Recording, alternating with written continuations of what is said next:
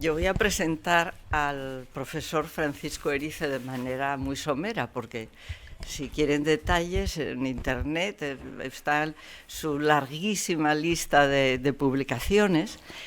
Es catedrático de Historia Contemporánea en la Universidad de Oviedo y publicó, bueno, pues un montón de libros. Voy a dar solamente 2 títulos para que se hagan una idea de los temas que él trata. Uno de ellos es Propietarios, comerciantes e industriales, burguesía y desarrollo capitalista en la Asturias del siglo XIX. Otro es Guerras de la memoria y fantasmas del pasado, usos y abusos de la memoria colectiva, que como ven son temas muy apetitosos, pero bueno, hoy nos va a hablar, como vimos, de la emigración. De artículos, tiene, claro, muchísimos más, varias páginas. Los asturianos en Cuba y sus vínculos con Asturias. El octubre asturiano, entre el mito y la interpretación histórica, otro tema que también tiene que ser muy interesante. Y luego, pues, está en múltiples proyectos de investigación subvencionados, dirección de tesis doctorales, coordinación de máster, múltiples conferencias, organizador de congresos y participante también en congresos nacionales e internacionales, colaborador en servicios editoriales de revistas académicas y universitarias, es decir, es un profesor y siendo parte de la universidad, pues es también un actor en todas las cosas que conforman la investigación para luego tener una docencia decente. Así que yo creo que obviamente le damos las gracias al profesor Erice por estar aquí, pero le damos también la bienvenida con un aplauso. Bueno, buenas tardes. Espero merecer el aplauso y que lo que por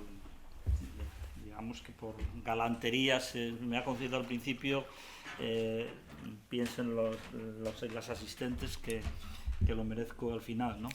Bueno, muchas gracias por la amable presentación a Socorro, ¿no? Bueno, realmente lo que uno ha hecho pues es desempeñar el trabajo que le corresponde, ¿no? Y todas esas cosas y algunas más, a pesar de lo que piensan determinadas personas de que en la universidad pues no hacemos nada prácticamente, o vamos allí a mirarnos al ombligo y cosas por el estilo, pues realmente son muchas las tareas que al final te terminan tocando. Y cuando van pasando los años, pues lógicamente los resultados de alguna manera deberían ir incrementándose, ¿no? Pero simplemente ese es el único mérito, ¿no? No, yo quería empezar agradeciendo la invitación a participar en este pequeño ciclo sobre un tema que no es pequeño, sino más bien grande, ¿no? Que organiza el Ateneo, ¿no? Y un agradecimiento que además quiero plantearlo no solo como algo personal, sino también colectivamente, en nombre de los demás compañeros y compañeras que me acompañan en este miniciclo, ¿no? Patricia Suárez Cano, Jesús Luis Prieto, aquí presente, Jorge Uría y Virginia Gil, ¿no? Entonces, entre los 5 vamos a intentar iluminar un poquito algunas de las múltiples cuestiones que están implicadas en un tema que, insisto, no tiene nada de pequeño o de carente de interés, que es la emigración, a América, ¿no? Bueno, en el estudio de la inmigración a América o el análisis de la inmigración a América es, en el caso de Asturias, algo absolutamente imprescindible si queremos entender una parte fundamental de nuestra historia contemporánea. Eso está claro. Hay 2 grandes temas, bueno, hay muchos, ¿no? lógicamente, tampoco vamos a ser reduccionistas, pero hay dos grandes temas que son absolutamente inexcusables en la Asturias contemporánea. Uno es la industrialización a partir de las minas, ¿no? Y otro es la inmigración. Son los dos grandes procesos económicos, sociales, culturales, también con las consecuencias y las resonancias que tiene de la historia contemporánea. Para muchos de nosotros, además, forman parte de las vivencias y de los recuerdos familiares, ¿no? Yo puedo decir que 3 de mis 4 ramas familiares, hasta la generación de los abuelos, están absolutamente plagados de personas que vivieron la inmigración, ¿no? La familia de mi madre, mi abuelo materno, fue emigrante a Cuba. Todos sus hermanos varones marcharon a Cuba, todos. Los hermanos varones, bueno, hay uno que no estoy seguro, pero eran 7, 8 hermanos varones, eran de la época de las familias grandes, ¿no? Y mi abuela nació en México, por ejemplo, y luego se casó con un emigrante de Cuba, ¿no? Luego volvieron en 1930, una época en la que volvieron, por cierto, muchos emigrantes, porque llegaba la Gran Depresión de los años 30 y entonces todo el proceso histórico de la emigración asturiana no voy a decir que se interrumpió abruptamente, pero disminuyó, se redujo bastante, ¿no? Y por parte de padre, la familia de mi abuela paterna, también todos los hermanos varones, las mujeres se quedaron en el pueblo, ¿no? Pero los hermanos varones emigraron a México. Entonces yo soy de la zona del Oriente, ¿no?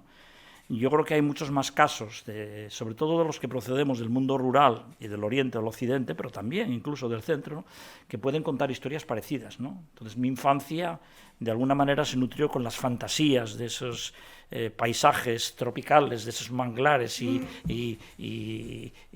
palmeras y bueno, pues realidades que uno se imaginaba, pero que evidentemente tenía muy poco que ver la imaginación con lo que en realidad era la vida de los emigrantes en muchas ocasiones, ¿no? Idealizabas y bueno, pues romantizabas, por así decirlo, ¿no?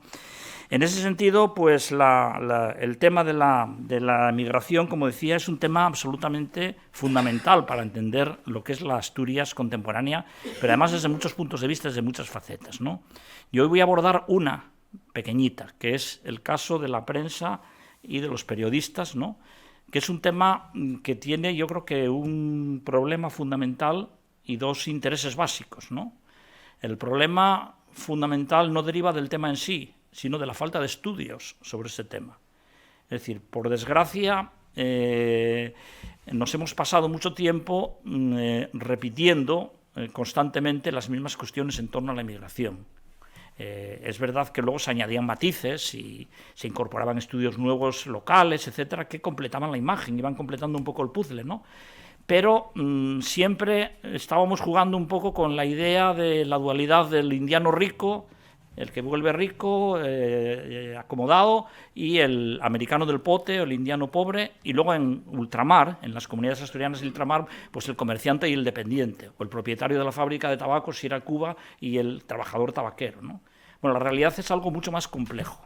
Yo creo que eso es interesante y es una de las cosas que intentaré subrayar a lo largo de esta exposición, ¿no? La inmigración es un proceso en el que la mayoría de los que marchan jóvenes, adolescentes, pero también hay gente que marcha más tarde. Y además es un proceso de ida y vuelta. Es decir, en la época, sobre todo desde finales del siglo XIX, cuando ya la emigración a vela ha dado paso a la emigración a vapor y las comunicaciones son mucho más fluidas, los viajes son constantes. De las personas de las que voy a hablar aquí, muchos nombres que voy a citar, iban y venían. Y fueron y vinieron un montón de veces, ¿no? Lo cual es muy interesante, porque eso significa que se están multiplicando los contactos, ¿no? No es simplemente un niño que abandona con la imagen de su niñez fijada en la mente su patria chica y se va a instalar a un país extraño y está allí durante toda su vida trabajando, intentando labrarse una pequeña fortuna para regresar a su país de origen. Las cosas son bastante más complejas, ¿no? Las cosas son bastante más complejas, hay muchos viajes, idas, venidas, alternativas, hay gente que migra, vuelve otra vez a España, regresa posteriormente otra vez porque no le va bien con el regreso, en fin, la situación es bastante más complicada y más compleja. Por lo tanto, yo creo que ese es uno de los elementos que son interesantes en el tema que voy a tratar, es decir, complejizar la imagen de la inmigración y romper un poco con el estereotipo, que no es que sea falso. Los estereotipos, al fin y al cabo, responden a realidades básicas, hay que tenerlos en cuenta, ¿no? Pero que es incompleto, ¿no? de la emigración como una cadena de emigrantes afortunados, ricos, indianos, americanos, y como una serie de personas que no consiguen ese sueño, el sueño albergado en la infancia de ser como el indiano rico del pueblo que vuelve acomodado y que terminan pues teniendo que resignarse o volviendo pobres y arruinados a su lugar de origen. Hay algo más. Y entre otros sectores, pues ese algo más, aunque algunos de ellos comparten sobre todo esta segunda característica, porque vuelven pobres y arruinados, pero en definitiva otro sector distinto, por ejemplo, es el de los periodistas, ¿no? Periodistas intelectuales, no es que la mayoría no lo eran, evidentemente, porque marchaban con una formación precaria, no todos fueron así, evidentemente algunos tenían una cierta formación, no todos procedían de los sectores más pobres o menos acomodados, es decir, la realidad es por lo tanto mucho más compleja y yo creo que el análisis un poco de la prensa y de los periodistas lo demuestra. Y luego hay otras dos cuestiones que me parece importante señalar y que voy a intentar subrayar, porque al final tengo un poco de miedo de que se pierdan ustedes entre la fronda de nombres y de referencias que doy y al final pues no saquen sobre todo dos ideas claras importantes, ¿no? Que me parece que son las más interesantes. Yo voy a dar nombres, voy a intentar dar carne a ideas generales, ¿no? Pero en definitiva lo que me importa sobre todo es subrayar algunas de esas ideas generales. Primero, la importancia que tiene la comunicación entre Asturias y América desde el punto de vista cultural, que es una cuestión que está en gran medida todavía por estudiar, ¿no? Es decir, estamos hablando de periódicos que, como luego señalaré, se escribían en Asturias y se leían en las comunidades asturianas en América, de periódicos escritos por asturianos, muchas veces con temática asturiana, que se leían en Asturias, que se intercambiaban, de periodistas que se forman en América y vienen a trabajar en Asturias. Incluso hay varios directores de periódicos de primera línea en Asturias que se han formado en Cuba, ¿no? Luego los mencionaré, citaré algunos de los casos. Es decir, es un intercambio cultural y humano muy importante. Y luego hay otra dimensión que también intentaré señalar en esta exposición, y es el hecho de que la prensa se convierte también, sobre todo en las comunidades en América, en las comunidades asturianas en América, en un factor de vertebración, de articulación de esas comunidades y de identidad también, ¿no? Es decir, se construye identidad y no es casualidad que todo el tejido, la mayor parte, no todo, la mayor parte del tejido asociativo, de los vínculos asociativos, de la prensa, de los mecanismos de cohesión de esas comunidades estén fuertemente regionalizados. Es bastante llamativo. No hay pues por ejemplo, en Cuba, donde está la comunidad española más numerosa, no hay un centro español en Cuba. Había un casino español y otras cosas, pero no hay un centro español en Cuba. Hay un centro asturiano, hay un centro gallego, hay un centro catalán, centros vascos, es decir, está regionalizadas, ¿no? ¿Por qué?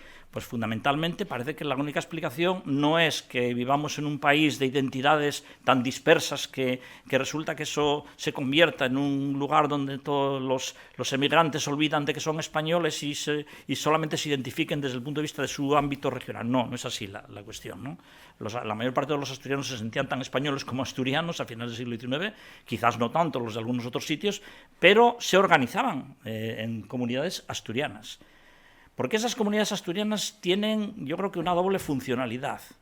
Por una parte, representan un factor de promoción laboral muy importante, es decir, un asturiano, además de que ya lleve los vínculos establecidos o los contactos previos de alguien que se emigró previamente de su pueblo o de su familia y esté allí, puede llegar al centro asturiano o a las sociedades asturianas y encontrarse con gente muy próxima, ¿no?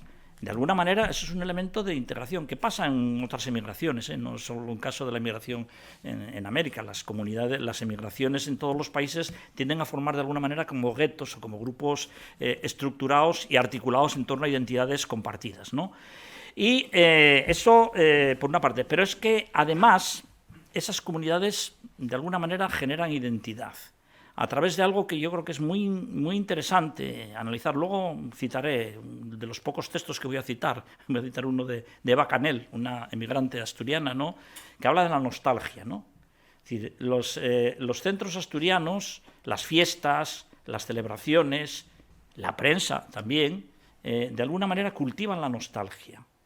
Y es la nostalgia de ese paraíso perdido, de ese mundo perdido que dejó el emigrante al marchar, lo que de alguna manera le permite también sobrellevar las dificultades de adaptación, que no son pocas, ¿eh? Y por supuesto esa adaptación encuentra con el colchón de la protección de la comunidad. Eso a lo mejor no se da entre un castellano y una asociación asturiana, pero sí se da entre una asociación donde están los asturianos, en fin. También hay un proceso, por ejemplo, de comarcalización en muchas ocasiones, es decir, a veces incluso pues, los naturales de Boal o los de Allande se organizan por su cuenta, pero luego está el centro, el gran centro, que es el centro asturiano, que es el que articula un poco, digamos, el sistema de relaciones y el sentimiento comunitario de todos los presentes. Y aquí es donde hay que entender, yo creo que el tema de la prensa y de los periodistas, que es el que voy a abordar ya sin más preámbulos y sin mayores introducciones, ¿no?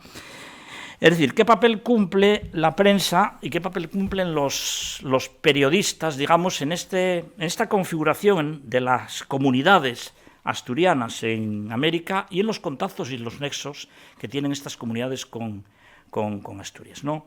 Bueno, lo primero que hay que decir es que estamos hablando de un proceso de la inmigración, quiero recordarlo, que sé que ustedes lo saben también, ¿no?, y con más detalle y con muchísimos más matices se lo van a explicar en las sesiones posteriores, pero estamos hablando de comunidades que se integran a través de un proceso de emigración muy intenso. A lo largo de un siglo, el ciclo histórico de la inmigración asturiana en América dura prácticamente un siglo. Hay emigrantes antes, en la época moderna, en los siglos modernos, pero realmente cuando se reanuda y cuando se inicia el gran ciclo de la inmigración contemporánea es después de la pérdida de la mayor parte de las colonias y la reanudación de las relaciones con los nuevos países independientes de los años 30 prácticamente del siglo XIX. Y el final del ciclo es, digamos, la guerra civil. Casi podríamos decir incluso la República, porque después de la crisis del 29 ya la inmigración desciende bastante. Sigue habiendo inmigrantes posteriores en los años 40, 50, pero ya las cifras son completamente diferentes. Para que se hagan una idea, pues según los cálculos de algunos de los autores que han analizado este tema, se pueden calcular, es una cifra aproximativa, ¿no?, pues unos 330.000 emigrantes entre 1830 y 1930, entre 1835 y 1935. Unos 330.000, a un ritmo desigual. Hasta los años 90 son unos 50.000, pero entre 1890 y 1910, unos 100.000. Pensemos en la población asturiana de entonces, no recuerdo cuánto, había 500, 600.000 habitantes, 100.000 emigrantes en 2 décadas, ¿no? Y entre 1910 y 1930 son 170.000. Son 170.000, claro, son unas cifras espectaculares. Luego, entre 1930 y 1936 pasan a 10.000, es decir, se reduce ya drásticamente las cifras. Podemos hacernos la idea de lo que representa esto con el volumen de población que tenía las Asturias de la época para la realidad de la gente que experimentaba, que vivía por activa o por pasiva este proceso, ¿no? ¿Cuántos eran los retornos? Ese es el gran tema, ¿no?, la gran cuestión. Desde luego muchos más, yo diría que muchos más de los que se piensa, ¿no?, porque si no es imposible que luego quedaran las cifras que quedaron de emigrantes instalados definitivamente en estos países, ¿no? No tengo recogidas, no sé si existen cifras de cálculo de los asturianos, por ejemplo, que había en las primeras décadas del siglo XX instalados en los diferentes países. Hay algunas estimaciones, por ejemplo, yo con Cuba he trabajado sobre el siglo XIX y demás, pero, por ejemplo, en Argentina, en 1914 había unos 829.000 españoles. La asturiana era la segunda comunidad regional, pero muy de lejos de la gallega, ¿eh? No es extraño que les llamaran gallegos a todos, porque la gran mayoría lo eran realmente, ¿no? En Cuba, en 1900, a ver dónde tengo el dato, en Cuba en 1919 había 245.000 emigrantes. No me extrañaría que, bueno, pues el 20 o el 30%, no lo sé, aquí hay otro especialista que a lo mejor puede hacer cálculos más atinados, fueran asturianos, ¿no? Es decir, realmente las cifras son cifras, luego las cifras de otros países son más bajas, pero en definitiva reflejan la existencia de unas comunidades que se agrupan además como tales comunidades con carácter fundamentalmente regional, ¿no? El núcleo esencial de estas comunidades va a ser, después de otros ensayos, asociaciones de protección o socorro mutuo, a sociedades de beneficencia, etcétera, fundamentalmente van a articularse en torno a los centros regionales.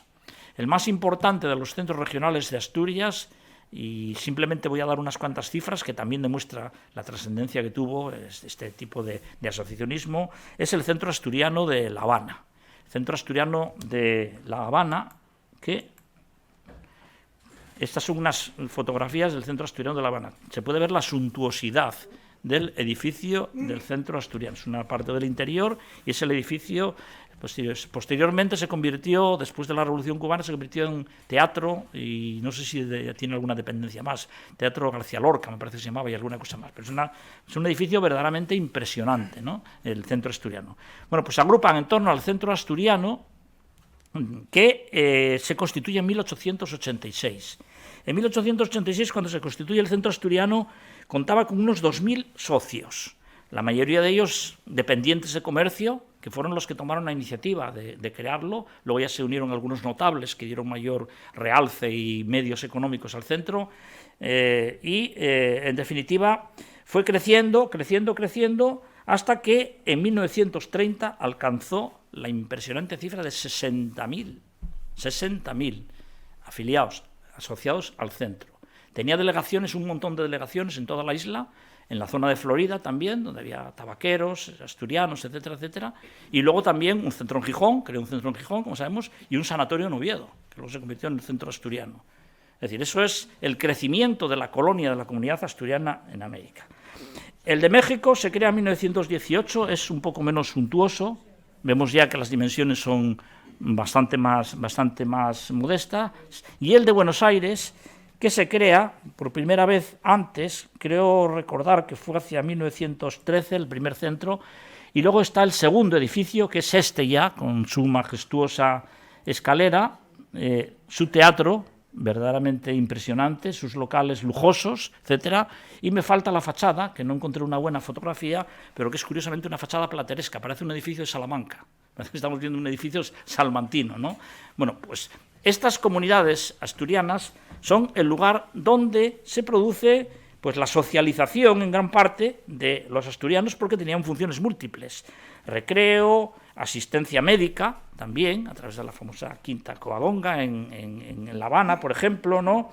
De alguna manera ayudaban, proporcionaban enseñanza, cohesión comunitaria, etcétera, etcétera. Es decir, el núcleo a partir del cual se construye también o se articula la prensa y los contactos periódicos de la comunidad asturiana en los diferentes países y de los asturianos de Asturias, está mediada por las comunidades, la construcción de las comunidades en torno a los centros fundamentales, en torno a la articulación que se genera por la organización de esos centros en los que en un primer momento intervienen mucho más los sectores populares organizándolo, pero que finalmente pues reproducen un poco las jerarquías sociales establecidas, como no podía ser de otra manera, ¿no? Es decir, los más acomodados, los notables, terminan convirtiéndose pues en los dirigentes de estos centros, aunque siempre hay un cierto componente plebeyo, por ejemplo, entre comillas, en el Centro Asturiano de La Habana, que es bastante curioso, ¿no? Aunque finalmente son los más notables los que terminan predominando en la presidencia o en los círculos dirigentes de estos centros. Y aquí se constituye, y ahí ya voy a mencionar algo que tiene que ver directamente con la prensa, en torno a esta comunidad se va a constituir la prensa asturiana en estos países. Prensa que a veces es específicamente regional, sobre todo y particularmente en Cuba, y que en otras ocasiones pues es una prensa que, aunque no tenga un título o sea una cabecera de temática o de nombre, mejor dicho, de denominación regional, realmente está llevada, está gestionada, está escrita, está redactada por periodistas asturianos, ¿no? Como algún caso que voy a mencionar, ¿no? En Cuba, por ejemplo, se publica un periódico que se llama El Eco de Covadonga, en 1871, que por cierto va pasando de Matanzas a Cárdenas y finalmente termina recalando en La Habana, ¿no? El Eco de Covadonga, la referencia de Covadonga es una referencia siempre muy típica, muy característica, muy entrañable para asturianos. Las fiestas de Covadonga eran de las más populares de la comunidad asturiana en Cuba, ¿no? En La Habana se publica El Heraldo de Asturias, en 1880, que publicaban dos periodistas avilesinos, bueno, varios periodistas avilesinos, terminaron dirigiéndolo Francisco y Manuel Fernández Santa Eugenia, que por otra parte tiene mucho que ver con la creación del Centro Asturiano, porque en torno al Heraldo de Asturias se agrupaban una serie de sectores, sobre todo de dependientes de comercio y demás, ¿no?, que fueron algunos los primeros impulsores del Centro Asturiano. Y finalmente el Heraldo de Asturias se terminó convirtiendo algo así como en el órgano oficioso del Centro Asturiano. El Correo de Asturias, de José González Aguirre, que posteriormente fue absorbido por el Heraldo de Asturias en 1897, duró solamente 5 años. Las revistas ilustradas que se constituyen posteriormente, la revista Asturias, que se publica entre 1914 y 1920, que publicaba Alejandro Menéndez Acebal, un gijonés, por cierto, nacido en 1851 y que tenía ya una larga experiencia en el periodismo en la Cuba de entonces. Había ya colaborado en otros órganos de prensa, el Diario de Cárdenas, el Faro de Caibarén, en fin, una serie de revistas o de publicaciones del momento. El Progreso de Asturias, que es una publicación que dura nada menos que hasta 1957, desde 1919 hasta 1957, y que además comenzó siendo un boletín, un simple boletín de una asociación local, que era la Asociación de Naturales de Boal, y se terminó convirtiendo en una publicación ilustrada que duró, pues, más de cerca de 40 años de la historia de Cuba. Es decir, son una serie de títulos, por lo tanto, que tienen mucho que ver con la colonia asturiana. ¿Qué tipo de información dan estos periódicos en la medida en que se hayan conservado algunos? Les voy a poner algunas cabeceras para que vean otra cosa, yo creo que interesante de señalar, ¿no? Este es otro periódico. También hay periódicos que no son específicamente asturianos, pero que están redactados por asturianos, como es el caso de La Voz de Cuba, un periódico que dirigió Gonzalo Castañón, un personaje al que luego me voy a referir como un ejemplo de periodista en Cuba. El Eco de Covadonga, por ejemplo, ¿no?, que publicaba un suplemento de carácter festivo, se titulaba La Montera, ¿no?, editado sobre todo en la lengua yariega, ¿no?, en la lengua asturiana. En fin, el Heraldo de Asturias. Más publicaciones. El Diario de la Marina. Este es otro. Y este es la otra vertiente de la prensa asturiana, pero que no es específicamente asturiana en Cuba. Es decir, están los periódicos que son de temática asturiana, que están dirigidos a la comunidad asturiana, que cuentan la vida de los asturianos en Cuba y las cosas que pasan en Asturias que interesan a los que viven en Cuba. Es decir, que tienen una información fundamentalmente localista, fundamentalmente centrada en las comunidades asturianas de un lado y otro del Atlántico, y luego están los periódicos de carácter general, que son, de alguna manera, protagonizados, redactados, dirigidos por asturianos. Uno de ellos es, que lo mencioné antes, La Voz de Cuba, que se crea en 1869, en plena Primera Guerra de Independencia cubana, ¿no?, con un carácter fuertemente beligerante, españolista, muy intenso, en un tono polémico muy fuerte. Por cierto, la prensa de entonces era bastante dura, ¿no? La prensa de ahora es muy dura, pero entre otras cosas, como cuentan los protagonistas de algunos de estos rifirrafes periodísticos de la época, había que saber manejar el sable para ser periodista en ese momento, ¿no? En el Diario de la Marina, por ejemplo, había algunos especialistas que se batían muy bien a duelo, ¿no?, porque las peleas y los conflictos eran constantes entre bueno, pues por alusiones y por supuesto los problemas con las autoridades, ¿no? ¿no? Como pasaba también en la prensa en España. La censura de prensa era bastante dura y provocaba pues encarcelamientos, deportaciones, etcétera, que recorren la biografía de muchos de los periodistas que voy a citar hoy, ¿no? Entonces estos periódicos. Hay también otra serie de periódicos que son de carácter gremial, que se publican en la segunda mitad del siglo XIX en Cuba, como es el caso del Dependiente, de Francisco Fernández Santa Eugenia, que estaba dirigido a los dependientes de comercio, que era un sector muy numeroso en la colonia asturiana en Cuba, o los periódicos de carácter social, llamémosles societarios más que socialistas, como La Unión o La Razón, que publicaba Saturnino Martínez, por ejemplo, que fue, por cierto, luego uno de los fundadores del centro asturiano. Y luego estaba la gran prensa. Y en la gran prensa, el título más conocido o más relacionado con Asturias es, desde luego, el Diario de la Marina. El Diario de la Marina, que es un diario que se crea ya en 1844, es un periódico fundamentalmente católico, conservador, pero que yo creo que tiene un gran mérito que se relaciona con quien fue su director en un periodo bastante dilatado, como luego señalaré, desde los años 90 hasta 1919, que fue Nicolás Rivero, ¿no? Es decir, fue un periódico muy españolista hasta 1898, es decir, defendía la españolidad a ultranza de Cuba, ¿no? Pero a partir de 1898 supo desarrollar una política tremendamente conciliadora, es decir, readaptarse a la situación y generar pues un contexto en el cual logró desarrollarse como una gran publicación muy próspera, como uno de los grandes periódicos de los países latinoamericanos de esta época, y al mismo tiempo pues sentar las bases de alguna manera, o contribuir, no, evidentemente no es responsabilidad suya ni podía serlo, ¿no? Pero de alguna manera contribuir a recomponer las relaciones que hubieran podido romperse con una guerra que terminó siendo tan dura como la guerra hispano-cubana, ¿no? Es decir, de alguna forma, la reinserción de los asturianos frente a lo que se pensaba que el 98 iba a suponer pues la vuelta masiva de los emigrantes españoles a España por las venganzas de los patriotas cubanos, etcétera, etcétera, no se produjo en absoluto, sino que, al contrario, la colonia española y la colonia asturiana creció, ¿no?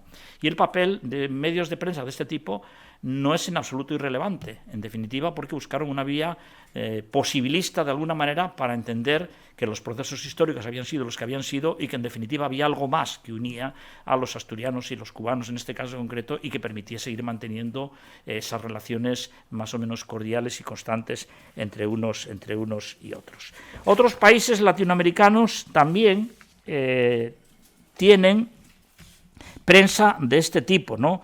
Puerto Rico, Argentina. En Argentina se publicaron unos cuantos periódicos con título asturiano también. Hubo un Eco de Asturias, un Heraldo de Asturias, un Faro Asturiano, que publicó Ángel Román Cartavio, por ejemplo, y una revista que se llamaba Asturias, relacionada también con el centro asturiano. En fin, hay también prensa interesante de ámbito regional en Argentina, no tanta como en Cuba, porque la colonia asturiana en Argentina era más pequeña. Pero hay una presencia importante de asturianos también en la prensa, en los periódicos cubanos, empezando por próceres, por ejemplo, como Rafael Fernández Calzada, ¿no? Un naviego que se convirtió en, bueno, era un abogado, curiosamente un abogado ideológicamente bastante radical, era republicano federal, cosa poco común en un personaje de esta, digamos, de esta extracción social, ¿no? Banquero, que publicó una serie de revistas, de periódicos, compró un periódico que se llamaba El Correo Español, publicó una revista de jurisprudencia. Es decir, también en Argentina hay prensa asturiana o protagonizada por asturianos. Y por supuesto la hay en México también, periódicos como La Libertad, los publicaron asturianos, la revista de Asturias, Otro Mundo, una revista que luego se cambió de título y se tituló Rojo Igualda, ¿no? Con lo cual es obvio el componente español, pero quizás hay menos títulos que tengan una referencia ya específica o únicamente asturiana. Bueno, por lo tanto, a modo de resumen, y porque voy alargándome yo creo que más de lo previsto, sí quería resaltar una cuestión referente a la prensa, ¿no? Es decir, la mayor parte de estos periódicos son periódicos de un formato muy tradicional, muy antiguo. Fíjense ustedes que son periódicos de 4, 5, 6 columnas amazacotadas, prácticamente sin ilustraciones. Es decir, leer este tipo de periódicos era, yo diría que casi era una auténtica tortura, ¿no?, comparados con los periódicos posteriores. Es decir, el momento en el que se produce una transición hacia una prensa moderna, con ilustraciones, con métodos de reproducción mucho más nítidos, fotografías, mayor agilidad en las noticias, por ejemplo, a través de las agencias de prensa, de la creación en los periódicos más importantes de corresponsales, en corresponsalías en diferentes sitios y demás. Ese es un proceso que se desarrolla sobre todo a partir de las primeras décadas del siglo XX. Es decir, los periódicos del siglo XIX, vistos desde la perspectiva de hoy, eran periódicos indigestos. Eran periódicos tremendamente doctrinales, ¿no?, donde pues el lector pues tenía que leerse un texto amazacotado donde prácticamente no había ni puntos ni aparte ni nada por el estilo, pero era lo que era la información de la época o los periódicos de la época. Luego está la prensa del otro sitio, del otro lado, ¿no?, del Atlántico, es decir, de Asturias. ¿Qué podemos decir de la prensa de Asturias en relación con las comunidades de América? Bueno, pues que los asturianos en las comunidades de América no solamente leían los periódicos de cada uno de sus países, sino que también recibían la prensa asturiana. El Centro Asturiano, por ejemplo, tenía decenas de periódicos, recibía decenas de periódicos. Los principales medios de comunicación asturianos tenían puntos de suscripción en diferentes zonas de Cuba, por ejemplo, ¿no?, sobre todo de Cuba, es donde más relación había con estos temas. Y estoy refiriéndome a dos tipos de periódicos, lo que son los grandes medios de comunicación, modelo El Carballón, El Comercio, ¿no?, como los dos grandes diarios que inicialmente, a partir de los años 70, 80 del siglo XIX, se van creando en Asturias, luego se incorporarán otros. Esos periódicos se leían también en Cuba, pero también se leían mucho otro tipo de periódicos que eran de carácter mucho más local. La Opinión de Villaviciosa, El Oriente de Asturias, por ejemplo, que es un periódico pensado típicamente para emigrantes, ¿no? Todavía yo recuerdo haberlo leído de niño y seguía siendo un periódico casi de emigrantes. Es decir, lo que contaba fundamentalmente el corresponsal de cada pueblo eran los que venían y marchaban, fundamentalmente, básicamente por el verano, ¿no?, porque llegaban de vacaciones los emigrantes de México, básicamente, que eran la mayoría en la zona donde yo nací, y marchaban los actos sociales, las bodas, los bautizos, toda una serie de acontecimientos que tenía que ver con esas pequeñas comunidades y relacionados siempre con América. Es muy importante, por ejemplo, la difusión de noticias, de informaciones que tienen lugar como consecuencia de las guerras del siglo XIX, de las guerras coloniales. O sea, los periódicos asturianos se llenan de noticias. Hay hechos algunos trabajos, por ejemplo, sobre el tratamiento de la guerra de Cuba en el Oriente de Asturias, en el periódico del Oriente de Asturias. Pero, por ejemplo, el Carballón, si uno abre el Carballón en los años de la guerra, de la última guerra colonial, de 1895 a 1898, el grueso de la información, yo diría que el grueso de la información prácticamente todos los días son noticias sobre Cuba, ¿no? Es decir, de alguna manera, por lo tanto, la prensa garantiza una conexión constante. Hay corresponsales o gente que actúa como corresponsales de algunos periódicos asturianos que están en Cuba, que envían noticias desde Cuba, y al revés, ¿no?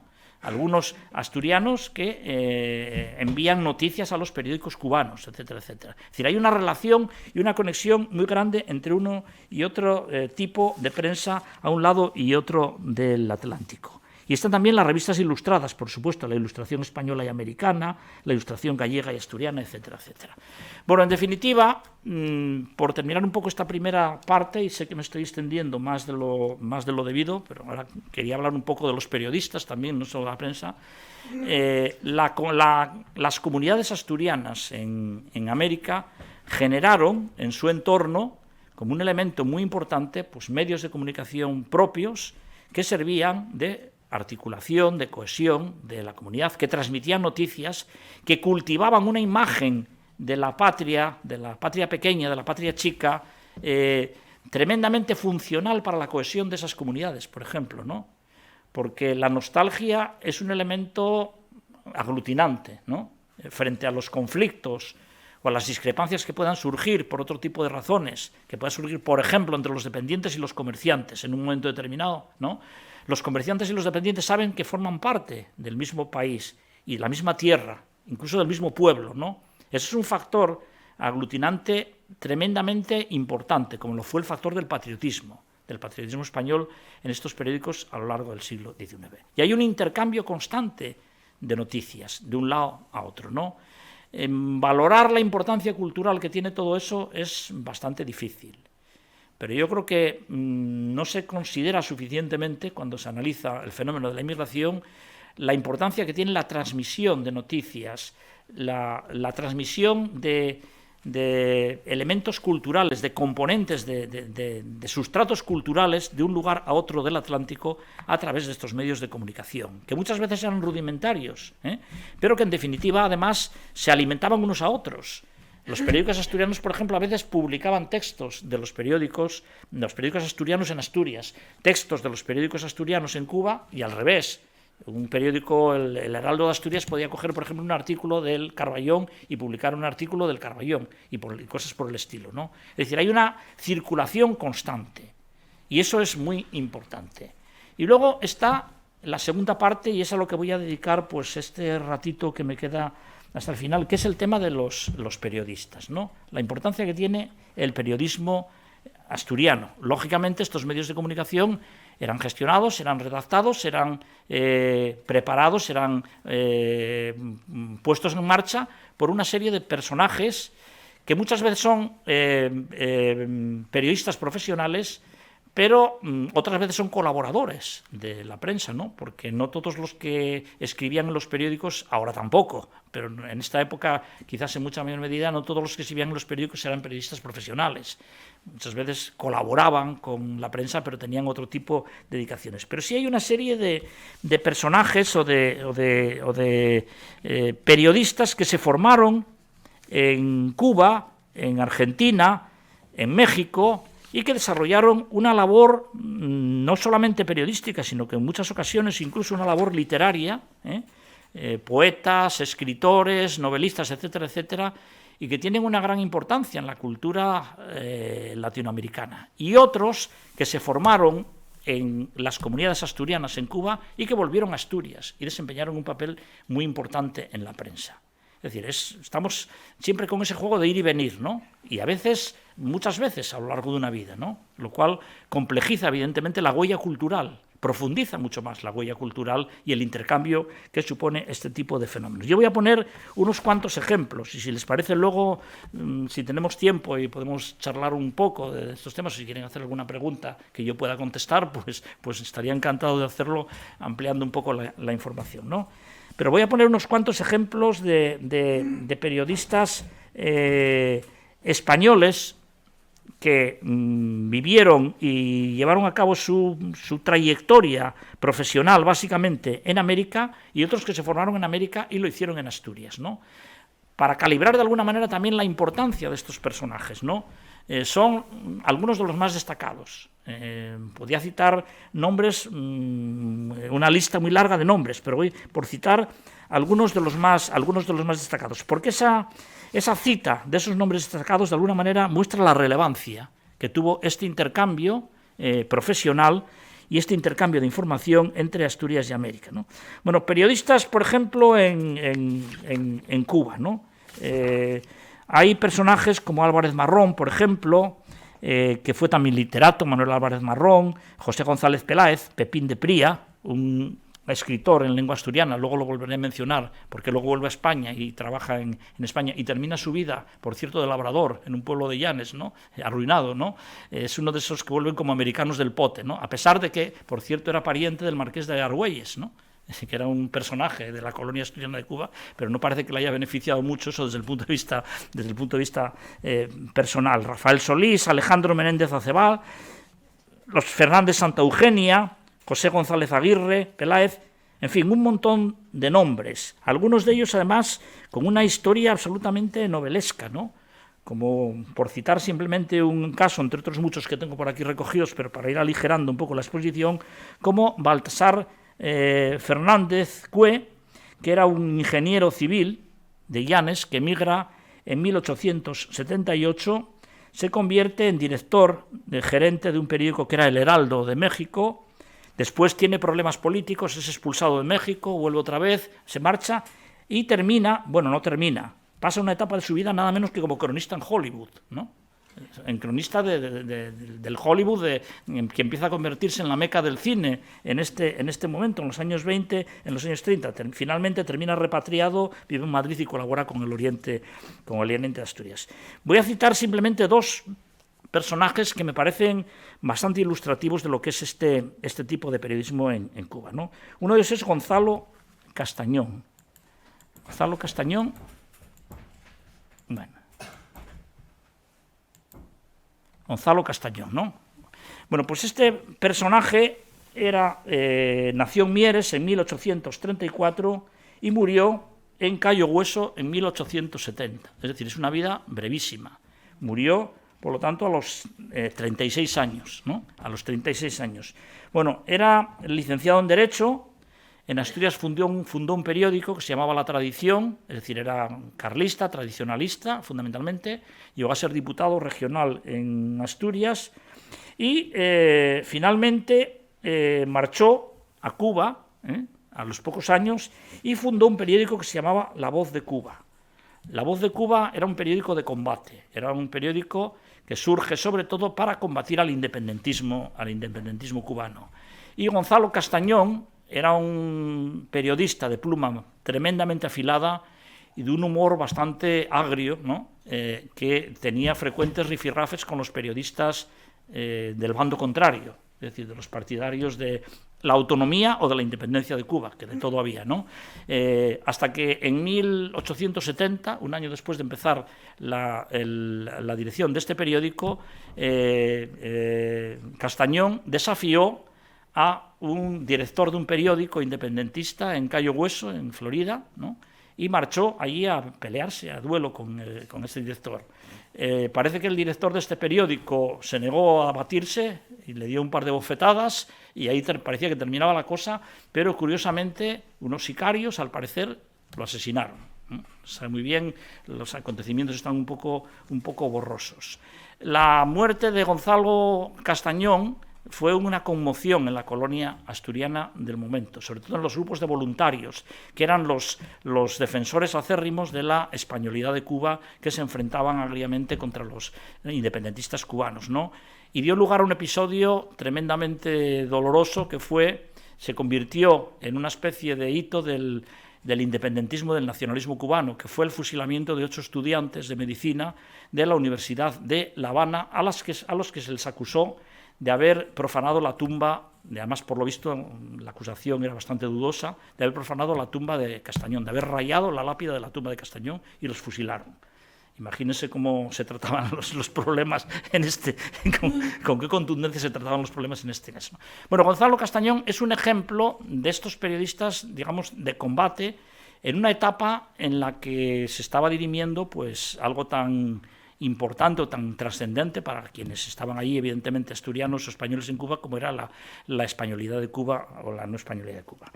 Y otro ejemplo que quería mencionar entre los periodistas españoles en Cuba es Nicolás Rivero. Nicolás Rivero, que era también un carlista tradicionalista.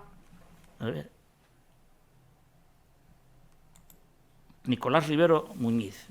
Muere en 1919, que en sus primeros años fue un carlista de los de tirarse al monte, es decir, participó él estuvo en un seminario en Oviedo y en Valdedios, participó en una partida aquí en Asturias, lo desterraron a Cuba, volvió otra vez, se incorporó al bando carlista, participó en la batalla de Montejurra y volvió finalmente a Cuba. Al llegar a Cuba no es que se hubiera templado mucho su ánimo, seguía siendo bastante radical desde el punto de vista de sus ideas, ¿no? De sus ideas católicas, tradicionales, etcétera, etcétera. Pero sí se volvió un poquito más posibilista, participó en algunos medios también de combate, de esos que daban lugar a duelos y a enfrentamientos cada poco, pero finalmente en 1895 se convirtió en el director del principal diario de Cuba, el Diario de la Marina. Dirigió el Diario de la Marina desde 1895 hasta 1919. Como ejemplo de la transformación que sufrió el periódico bajo la dirección de Nicolás Rivero, se puede decir que pasó de las 4 a las 20 páginas, el periódico y se convirtió en un periódico moderno. La plantilla del Diario de la Marina estaba absolutamente plagada de asturianos.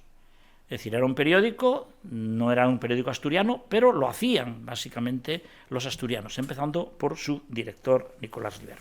Y el tercer ejemplo, el tercer caso que quería poner es el único que tengo, por cierto, de una mujer, que es Eva Canel, ¿no?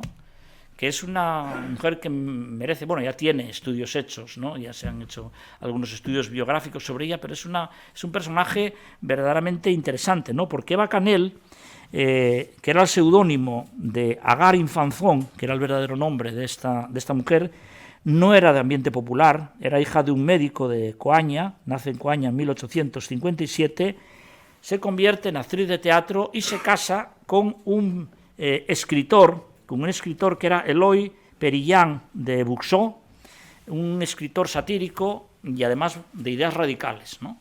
Entonces este escritor es expulsado de España, es deportado de España en 1874 y ella marcha con él a América y recorre prácticamente toda América. Es decir, vive en Buenos Aires, vive en Lima, vive en Bolivia también y finalmente termina recalando en Cuba. Y en Cuba, entre otras cosas, funda un periódico propio que se llamaba La Cotorra, que era un semanario, ¿no? Y colabora también en el Diario de la Marina, ¿no? El Diario de la Marina, que como decía Alfonso Camín, otro de los personajes, que luego voy a citar muy rápidamente porque me parece que me estoy pasando mucho del tiempo, ¿no? Era, digamos, algo así como la gran catedral de la prensa, ¿no? El Diario de la Marina. Dice, oficiar en el Diario de la Marina es como oficiar en la gran catedral y en la misa mayor, ¿no? Decía Alfonso Camín a propósito de sus colaboraciones en el Diario de la Marina. Entonces Eva Canel es una periodista que además está muy implicada en toda la colonia, en todo lo que tiene que ver con la colonia asturiana, es conferenciante, vuelve a España durante cierto tiempo también y pasa de las ideas radicales de su juventud a posiciones ya mucho más tradicionales. Y al mismo tiempo pues, va publicando una obra costumbrista que es muy interesante.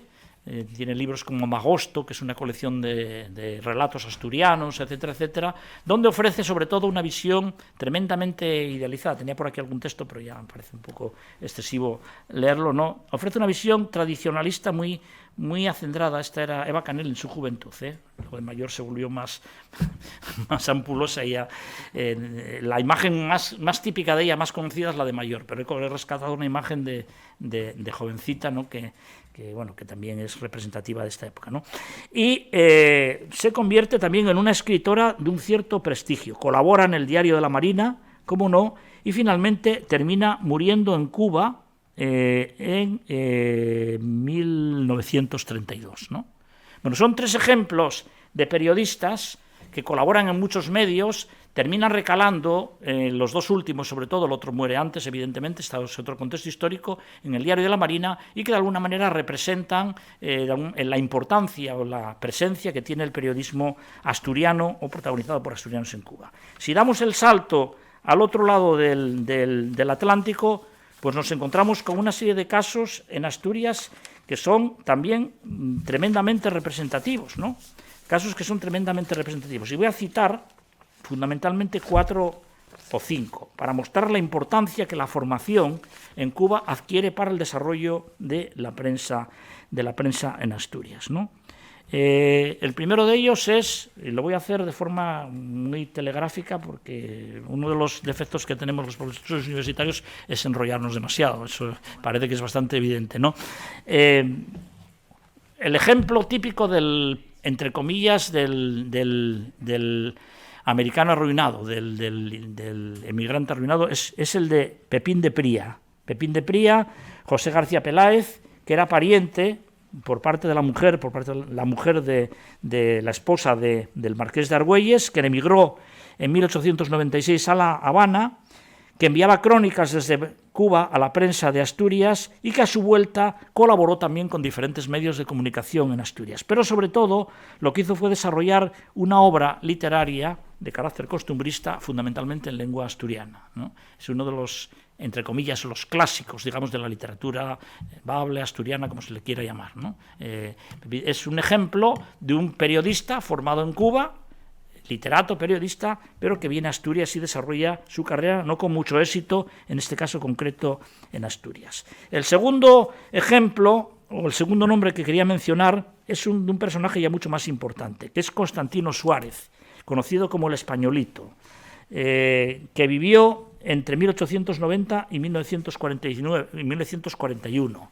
Nació en 1890 en Avilés y murió en Madrid en 1941. Y es autor de quizás la obra más interesante y de la que he sacado más información para este trabajo, que es el Diccionario de Escritores y Artistas Asturianos. Es una obra verdaderamente impresionante para los medios de la época. Un diccionario de escritores y artistas asturianos en 10 o 12 volúmenes, no recuerdo cuántos son volúmenes, con un volumen de información verdaderamente digno de mención, ¿no?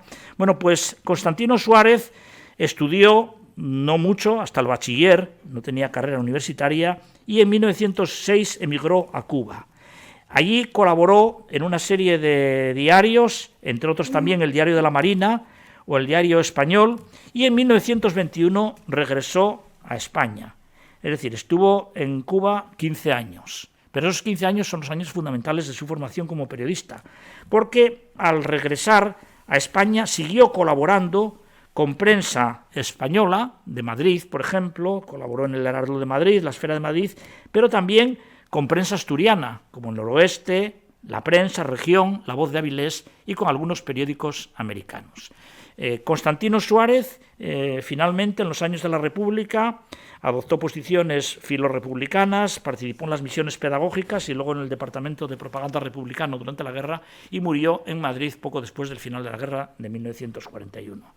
Otro ejemplo de periodista asturiano que se forma en Cuba y que finalmente termina recalando en Asturias, en este caso bastante distinto, más exitoso, digamos, desde el punto de vista de su labor profesional, es Constantino Cabal. Constantino Cabal, que vive entre 1877 y 1967, es quizás el principal folclorista asturiano.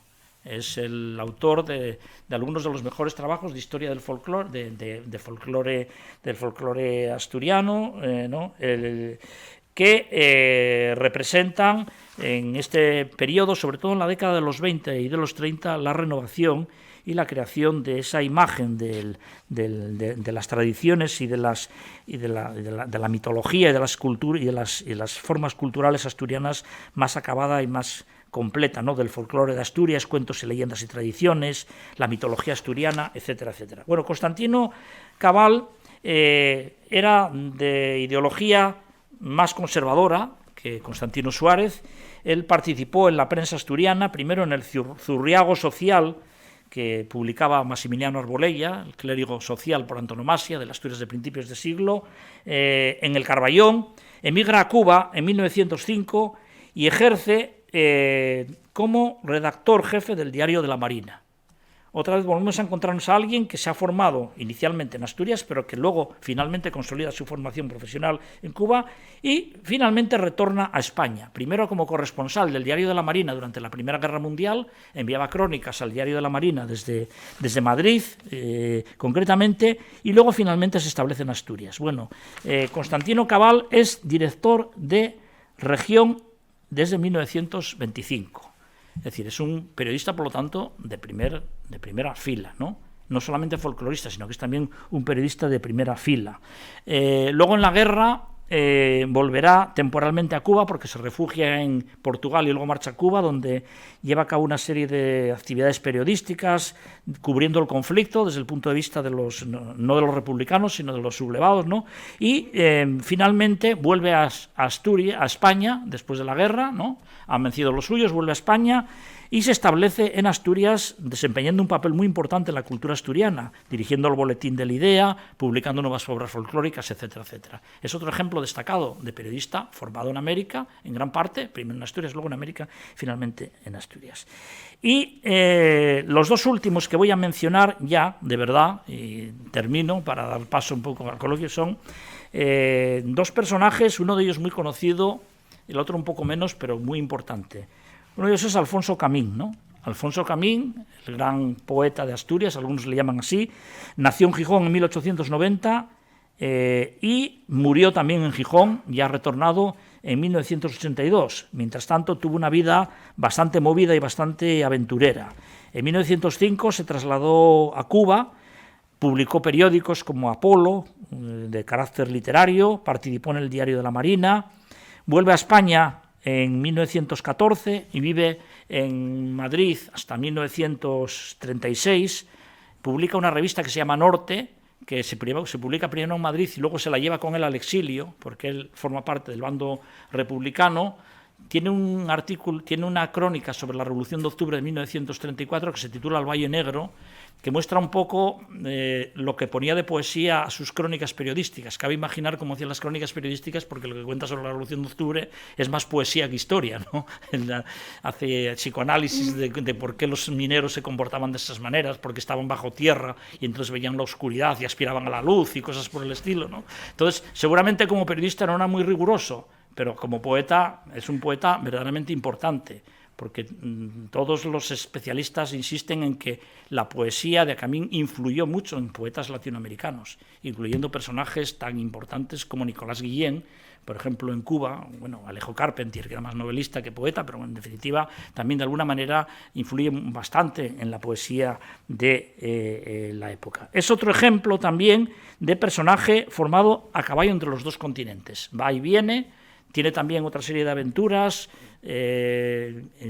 peleas, pasa algún tiempo en la cárcel también, un personaje pendenciero verdaderamente curioso, pero verdaderamente interesante, que vuelve finalmente a España en los años 60, en 1967 vuelve a Gijón y finalmente muere ya a una avanzada edad en Gijón. Y el último personaje que voy a mencionar es Antonio López Oliveros, que nació en Puerto de Vega en el año 1878 y murió en Madrid en 1967, que marchó de joven con su familia, marchó a los 7 años, pero con su padre a Cuba, estuvo de voluntario en la guerra contra los independentistas cubanos durante 3 años luchando en la Manigua, finalmente se licenció después de la derrota española en la guerra y se dedicó a la prensa, empezó a colaborar en la prensa cubana.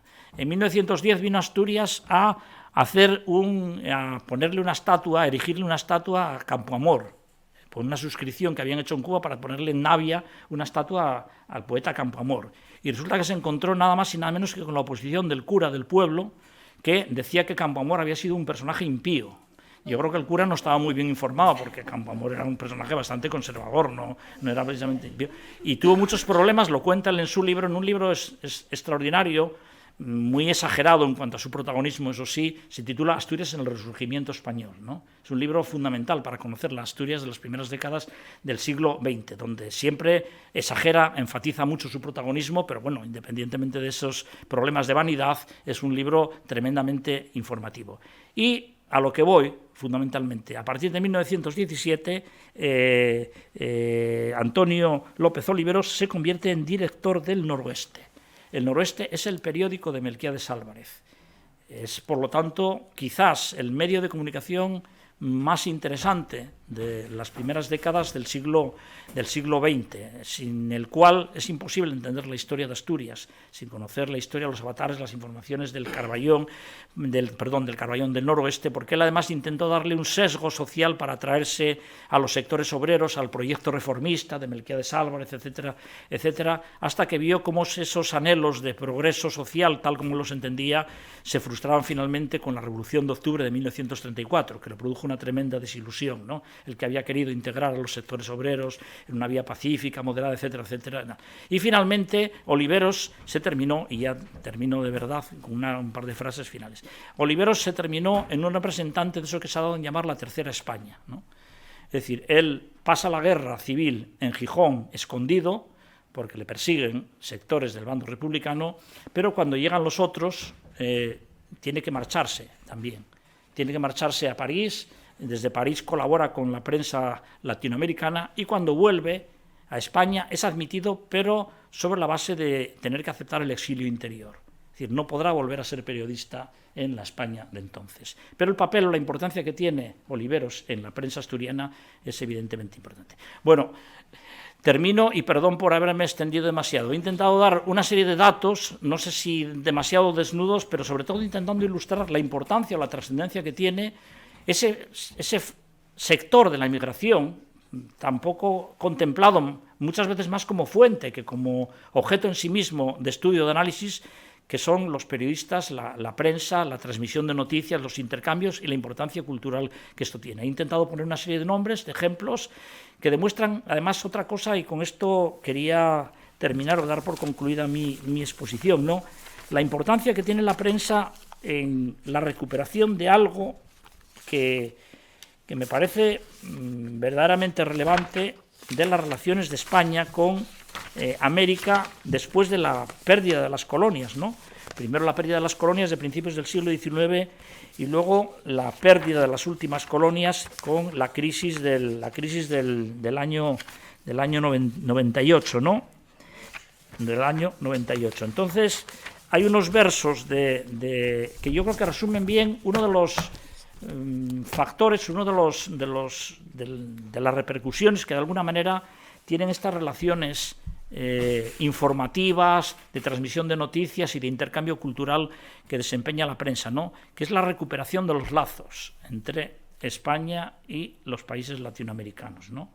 Es decir, los lazos políticos se rompieron, seguramente porque tenían que romperse, pero los lazos familiares, afectivos, económicos, sociales, culturales, etcétera, etcétera, permanecieron, ¿no? Y hay unos versos que se han citado muchas veces, pero que no me resisto a citar, de Alfonso Camín, que dedica precisamente al padre de la patria cubana, ¿no? Que es José Martí, ¿no?